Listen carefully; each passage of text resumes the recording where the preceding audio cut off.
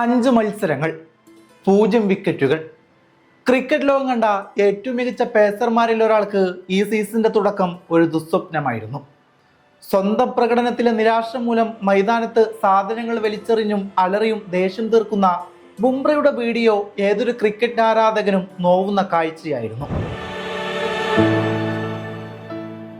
യോർക്കറുകളുടെ രാജാവിന് വഴിതെറ്റിയോ എന്ന് പലരും സംശയിച്ചു.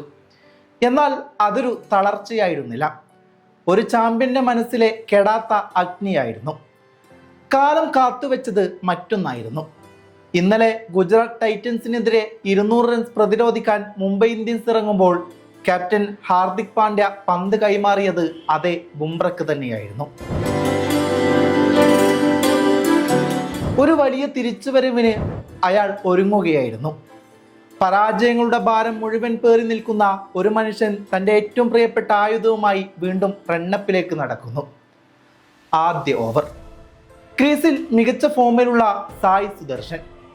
എല്ലാവരുടെയും കണ്ണുകൾ ആ പന്തിലേക്കായിരുന്നു. പിന്നെ സംഭവിച്ചത് ചരിത്രമായിരുന്നു. കൃത്യതയാർന്ന പന്തിൽ സായി സുദർശൻ അയാൾക്ക് മുമ്പിൽ പരാജയപ്പെട്ടു പോകുന്നു. സ്കോർ ബോർഡിൽ 0-1.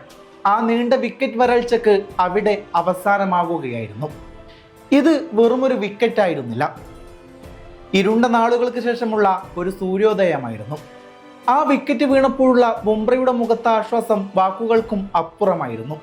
ദിവസങ്ങളോളം ഉള്ളിലൊതുക്കിയ സങ്കടങ്ങളുടെയും നിരാശയുടെയും ഭാരമൊഴിക്കുന്ന വൈകാരിക നിമിഷമായിരുന്നു. 3 ഓവറിൽ വെറും 15 റൺസാണ് അയാൾ വഴങ്ങിയത്. ഒരു വിക്കറ്റ് എന്നത് അദ്ദേഹത്തിൻ്റെ കരിയറിലെ ഏറ്റവും മികച്ച കണക്കുകൾ ആയിരിക്കില്ല. എന്നാൽ ക്രിക്കറ്റ് ആരാധകരെ സംബന്ധിച്ചിടത്തോളം ഹൃദയത്തോട് ചേർത്ത് പിടിക്കാൻ ഇതിനു മികച്ചൊരു സ്പെല്ലില്ല എന്ന് നിസ്സംശയം പറയാം. ആ പുഞ്ചിരിയും ആശ്വാസം നൽകിയ സന്തോഷം അത്രമേൽ വലുതായിരുന്നു.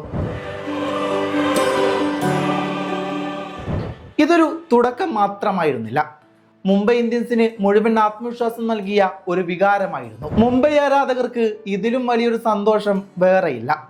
പ്രതിസന്ധികളെ മറികടന്ന് ഉയർത്തെഴുന്നേൽക്കുന്ന ഇത് വെറും ഒരു കളിയല്ല, ഇത് ബുംറയുടെ നിയോഗമാണ്. കാലം കാത്തുവെച്ച കാവ്യനിധിയാണ്. അയാൾക്ക് ഇനി വരും മത്സരങ്ങളിൽ മികച്ച പ്രകടനം കാഴ്ചവെക്കാൻ സാധിക്കട്ടെ എന്ന് ആശംസിക്കുകയാണ്.